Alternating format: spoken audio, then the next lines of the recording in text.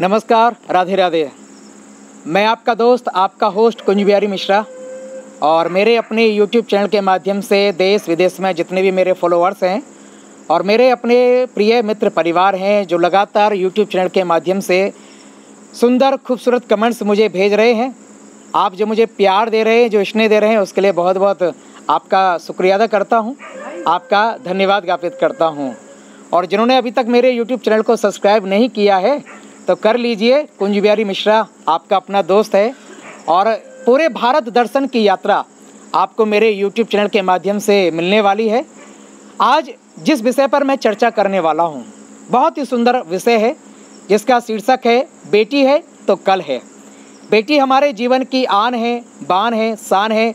यूँ कहें तो कोई अतिशयोक्ति नहीं होगी, बेटी ही हमारे जीवन का स्वाभिमान है।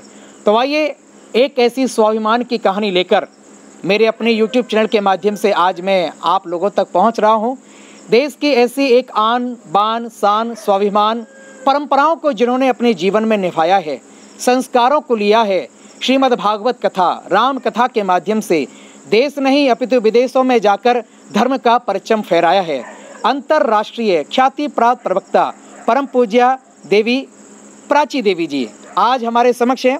देवी जी मेरे YouTube चैनल पर आज आप समय निकालकर आई हैं, पधारी हैं, इसके लिए मैं आपका बहुत बहुत धन्यवाद ज्ञापित करता हूं, आपका शुक्रिया अदा करता हूं। और महज 26 वर्ष की उम्र में 450 से अधिक भागवत कथाएं, राम कथाएं आपने देश नहीं विदेशों में आपने इस गंगा को प्रवाहित किया है। Guinness book of world record में आपका नाम दर्ज हुआ है, इसके लिए मैं आपको बधाई देता हूं, आपका बहुत बहुत धन्यवाद। आज का जो हमारा शीर्षक है बेटी है तो कल है, तो इस बारे में आप क्या प्रकाश डालना चाहेंगे, क्योंकि आप भी अपने माता पिता की बेटी हैं, एक देश की बेटी हैं, और जिस धर्म शास्त्र को लेकर आप आगे बढ़ रही हैं, अपने बारे में कुछ प्रकाश आप क्या रखना चाहेंगी? सबसे पहले आप समस्त दर्शकों को मेरा बहुत बहुत जय श्री कृष्णा। और जैसा कि हमारे भैया आपके बीच में ये भाव लेके आए हैं कि बेटी है तो कल है, जी हाँ, ये बिल्कुल सही बात है। आज समाज में जहाँ पर बेटियों को अपमानित किया जा रहा है या उन्हें छोटा समझा जाता है या गर्भ में ही आने से पहले उनकी भ्रूण हत्या कर दी जाती है, ये हमारा भारतवर्ष नहीं हो सकता। क्योंकि हमारे भारतवर्ष में तो कहा जाता है कि यत्र नार्यस्तु पूज्यन्ते रमन्ते तत्र देवता। जहाँ देवियों का, जहाँ नारियों का सम्मान होता है, वहाँ देवता रमण करते हैं। और परम आवश्यक है कि बेटियों के लिए आपके प्रति, आपके मन में, माता पिता के मन में ये भाव आए कि आप लड़कों से कम ना सोचें बेटियों को। क्योंकि मैं भी एक बेटी हूँ, मैं खुद से आपको बता रही हूँ, मैं ये अपनी तारीफ़ नहीं कर रही, मेरे जैसी हज़ारों बेटियाँ इस देश में हैं। मैं मेरे माता पिता की एक ही बेटी हूँ, एक ही संतान हूँ, लेकिन मैंने मेरे माता पिता के लिए या माता पिता के सहयोग से देश के लिए बहुत कुछ किया है, धर्म के लिए बहुत कुछ किया है। जी देवी जी, जैसे कि आपने कहा अपने माता पिताजी की आप अकेली बेटी हैं और देश के लिए, धर्म के लिए बहुत कुछ किया है। हमने भी अक्सर देखा है कि आज की बेटियां कहीं ना कहीं वो एडवोकेट, जज बन रही हैं, वकील बन रही हैं, इंजीनियरिंग कर रही हैं, और साथ ही साथ हमारे देश के बॉर्डर पर खड़े होकर हमारे देश की सुरक्षा भी बेटियाँ कर रही हैं। देश के सर्वोच्च पद पर बैठकर आज हमारी देश की बेटियां हमारे देश को आगे बढ़ा रही हैं। लेकिन जब आप व्यासपीठ पर बैठती हैं तो बहुत से जो लोग होते हैं उनका मत होता है कि एक लेडीज़ को, कथा प्रवक्ता को व्यासपीठ पर बैठकर कथा नहीं करनी चाहिए। तो उसके बारे में आप कैसे लोगों को प्रकाश वो पहुंचाना चाहेंगे कि जो आपके मार्गदर्शन में बहुत सी बेटियां कथा वक्ता बनना चाहती हैं, इस मुकाम को हासिल करना चाहती हैं, तो आप उनके लिए क्या कहना चाहेंगे? देखिए, प्रश्न आपका बहुत ही उत्तम है, श्रेष्ठ है। आज हज़ारों लोग इस प्रश्न को पूछते हैं, कमेंट्स करते हैं या पर्सनली आके पूछते हैं कि क्या ये सत्य है, क्या ऐसा नहीं होना चाहिए, क्या लड़कियों को या बेटियों को या महिलाओं को कथा नहीं करनी चाहिए। मैंने भी ऐसा काफ़ी सुना है और काफ़ी लोगों के विभिन्न प्रकार के मत मैंने सुने। लेकिन मेरा मानना है कि जब एक बेटी ऑफिसर बन सकती है, इंजीनियर बन सकती है, डॉक्टर बन सकती है, वकील बन सकती है, यहाँ तक कि देश की सेना में जाकर के अपने देश की सुरक्षा कर सकती है।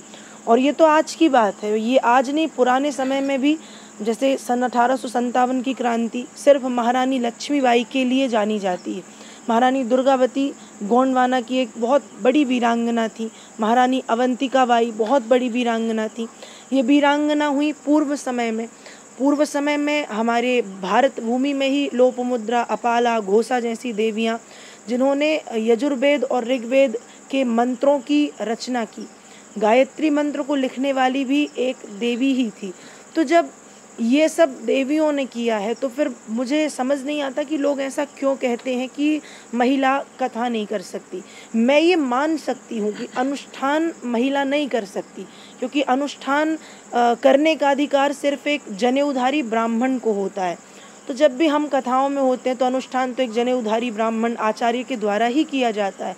और जिस मंच पे हम बैठते हैं वहाँ व्यासपीठ नहीं, वहाँ प्रवचन पीठ होती है। और प्रवचन पीठ पर कोई भी बैठ के कथा कर सकता है, हरिनाम गा सकता है। हरिनाम गाने का, कथा करने का सभी को अधिकार है। भगवान नाम की चर्चा करने का सभी को अधिकार है, स्त्री हो या पुरुष। बहुत ही सुंदर बात देवी जी ने अपनी रखी कि एक स्त्री हो या पुरुष हो, भगवान नाम लेने का सभी को मौका मिलता है। और हमें परमात्मा की औलादें हैं, संतानें हैं, हम सभी परमात्मा का नाम ले सकते हैं। देवी जी, एक बहुत ही सुंदर प्रश्न मेरे जहन में आया। आजकल की जो युवा पीढ़ी है वो अपनी संस्कृति को छोड़कर पाश्चात्य संस्कृति की ओर बढ़ रही है। चाहे उनका वो भोजन पानी हो, चाहे वो रखरखाव हो, चाहे वो उनका पहनावा हो। अक्सर हम लोग देखा करते हैं जो बाहर की फॉरेनर महिलाएं आती हैं वो हमारे यहाँ के कल्चर में ढल जाती हैं। वो साड़ी पहनती हैं, मांग में सिंदूर लगाती हैं, चोटी बांधती हैं, कंगन पहनती हैं, बिछुए पहनती हैं, पाजे पहनती हैं और हाथ में माला झोरी रहती है और परिक्रमा लगाती हैं बांके बिहारी की। लेकिन हमारी खुद की जब परिवार की लड़कियां शॉर्ट मिनी स्कर्ट या पहनती हैं या फिर ऐशो आराम की ज़िंदगी में अपने संस्कारों को भूल जाती हैं। मैं सभी बेटियों का सम्मान करता हूं, आज का मेरा सब्जेक्ट भी यही है कि बेटियों का सम्मान हो। लेकिन मैं उन बेटियों की बात भी करना चाहूँगा जो कहीं ना कहीं कई बार पैसे के लालच में अपने संस्कारों को भूल जाती हैं, पहनावे को भूल जाती हैं। तो उनके बारे में क्या कहना चाहेंगी आप? देखिए, मैं उनके विषय में सिर्फ इतना कहना चाहूँगी कि भारतीय संस्कृति, हमारा सनातन धर्म बहुत पुराना है और नित्य नवीन भी है। बहुत नई नई बातें जो आज हमें विज्ञान के माध्यम से पता चल रही हैं, हमारे प्राचीन भारत के ऋषि मुनियों ने, मनीषियों ने उन बातों को ग्रंथों में पता नहीं कब से लिखा हुआ है। तो जो ये विदेशी जो लोग हैं, फॉरेनर्स हैं या पश्चिमी देशों के जो लोग हैं, ये भारत में आते हैं, भारत की संस्कृति को अपनाते हैं क्योंकि कहीं ना कहीं इन्होंने पढ़ा है, अध्ययन किया है और उस विषय को जाना है। लेकिन हम सिर्फ पश्चिमी सभ्यता की ओर दौड़ रहे हैं। हमें लग रहा है कि सब कुछ शराब पीना है, सब कुछ क्लब्स में जाके डांस करना है, जुए खेलना है या ऐशो आराम की ज़िंदगी जीना ही सब कुछ है। नहीं, हमारे मूल संस्कार हमारी युवा पीढ़ी को नहीं छोड़ने चाहिए। आज वृंदावन में हजारों फॉरेनर्स जो यंग हैं, युवा हैं, युवतियां आ करके हमारी भारतीय संस्कृति को अपना रही हैं। तो मैं हमारे भारत देश के युवक एवं युवतियों से सिर्फ यही कहूँगी कि आप अपने संस्कारों को छोड़ें ना, उन्हें पकड़ करके रखें, क्योंकि हमारी जो सनातन संस्कृति है वो बहुत विशाल है और बहुत ही, जैसे कहना चाहिए, फ्रैंक, जो आज का जो शब्द है कि बहुत मॉडर्न संस्कृति है हमारी, पुरानी नहीं है, रूढ़िवादी नहीं है। हमारी संस्कृति नित्य नवीन है, इसमें बिल्कुल नवीनता है, कोई पुरानापन, कोई अंधविश्वास, कोई रूढ़िवादिता नहीं है। यदि वो आज हमें सुनने मिलती है तो वो हमारे ही दिमाग के कुछ विचार उपजे हैं जिन्होंने रूढ़िवादिता को जन्म दिया है। लेकिन हम प्राचीन भारत के ग्रंथों का अध्ययन करें तो हमें वहाँ देखने मिलेगा कि जो बातें आज विदेशों में अपनाई जा रही हैं वो हमारे ग्रंथों में हजारों वर्ष पहले लिखी जा चुकी थी। तो मेरा युवक एवं युवतियों से यही निवेदन है कि आप अपनी संस्कृति को अपनाएं, पश्चिमी सभ्यता के पीछे ना भागें, क्योंकि वहाँ डिप्रेशन के अलावा आपको कुछ नहीं मिलने वाला। लेकिन भारतीय संस्कृति में आपको सुख मिलेगा, शांति मिलेगी और जीवन जीने की कला आप सीख पाएंगे। धन्यवाद देवी जी। तो आप सभी मेरे अपने YouTube चैनल के माध्यम से जुड़े अंतर्राष्ट्रीय कथा प्रवक्ता पूज्या प्राची देवी जी। मैं इनके बारे में बताना चाहूँगा कि इनका अपना विद्यालय भी संस्कारधानी मध्य प्रदेश जबलपुर में चलता है और बहुत ही बढ़िया स्लोगन आप लेके चलती हैं कि बेटी बचाओ बेटी पढ़ाओ, पढ़ेगा इंडिया तभी तो आगे बढ़ेगा इंडिया, और हम सभी को इस पर बहुत सुंदर कार्य करना चाहिए। देवी जी आज समय निकाल कर पधारी, इसके लिए आपका, आपके पूरे परिवार का और सुंदर आपके विचारों का मैं बहुत बहुत धन्यवाद ज्ञापित करता हूं। और जो मेरे अपने फॉलोअर्स कुंज बिहारी मिश्रा, मेरा अपना यूट्यूब चैनल जो देश विदेश में अपने मेरे मित्र परिवार के लोग जुड़ रहे हैं, जिन्होंने अभी तक सब्सक्राइब नहीं किया है तो कर लीजिए और जुड़ जाइए।